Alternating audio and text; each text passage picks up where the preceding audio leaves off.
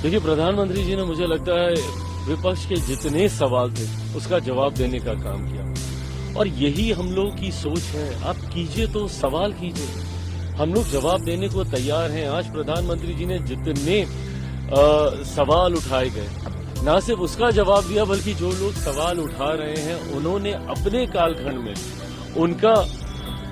उनकी कार्यशैली कैसी रही इस तक का उदाहरण के साथ उन्होंने जवाब देने का काम किया।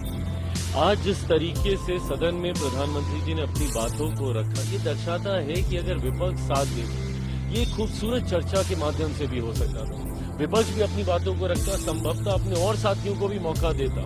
जिनको मौका नहीं दिया गया वो भी अपनी बातों को सदन के पटल पे रखते। जितने ज्यादा सवाल आते उतने ज्यादा जवाब प्रधानमंत्री जी के द्वारा दिए जाते। सरकार होने के नाते हम सबका उत्तरदायित्व है, जिम्मेदारी है और उसी जिम्मेदारी को आज प्रधानमंत्री जी ने निभाने का काम किया।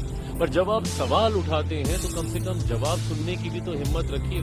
कल भी जब प्रधानमंत्री जी लोकसभा में बोलना चाह रहे थे, आपने मौका नहीं दिया। आज जब राज्यसभा में वो जवाब दे रहे हैं तो विपक्ष वॉकआउट करके जा रहा है। तो ये दर्शाता है ना कि आपको सिर्फ हंगामा ही खड़ा करना है। इसी चीज को खूबसूरती से भी किया जा सकता है और मैं मानता हूं कि भारतीय भाषाओं में इतनी क्षमता है कि आप कड़े से कड़ा विरोध मर्यादित शब्दों में रहकर आप कर सकते हैं। उसके लिए आपको टेबल कुर्सी पे चढ़ने की जरूरत नहीं है, उसके लिए आपको पीएम की चेयर तक जाने की आपको जरूरत नहीं है। आप मर्यादित शब्दों में अपने कड़े से कड़ा प्रहार करते और आज उसका जवाब प्रधानमंत्री जी से लेते।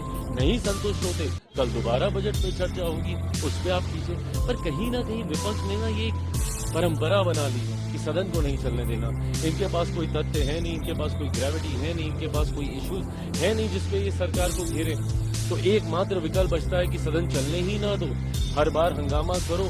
और आप देख लीजिए पिछले जितने सेशन थे, हर बार इन्होंने कोई ना कोई विषय को उठाकर उस पर हंगामा किया और सदन में गतिरोध कर सदन को चलने नहीं दिया। अगर सिर्फ हंगामा करना ही आपकी सोच है तो ये कम से कम लोकतंत्र को मजबूत तो नहीं करता है। चैनल को like, comment, share and subscribe जरूर करें।